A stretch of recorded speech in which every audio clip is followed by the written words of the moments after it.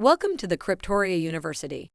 In this lesson, we will talk about the upcoming fight system for the NFT game called Kryptoria.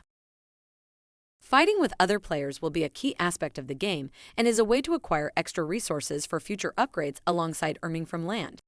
Players will be able to create strategies by combining alpha citizens, land, and weapons to optimize chances of victory. Alpha citizens will form your army as you seek to establish your territory in Kryptoria. Land will earn you valuable resources, but will also expose you to risk of attack. Weapons will determine your ability to deal damage and win battles. It is important to note that only alpha citizens can launch attacks, but undefended land can be attacked. We have used a linear damage formula that scales with defense stats.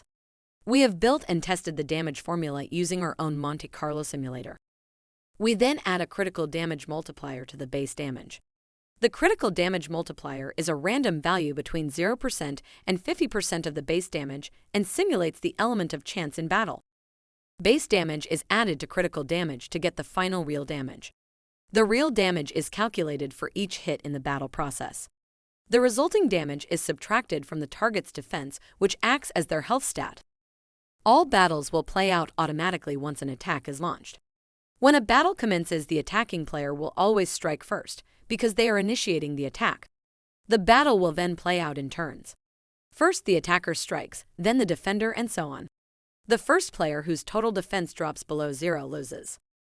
The defending player always strikes second. However, they have the added advantage of fighting on their home soil, which means they have their land's base attack and defense added to their total attack and defense. Attackers do not get this advantage as they are fighting away from home. If an attacker is victorious, they will take some of the defending player's resources. The resource stolen will always be resource present on the tile that was attacked.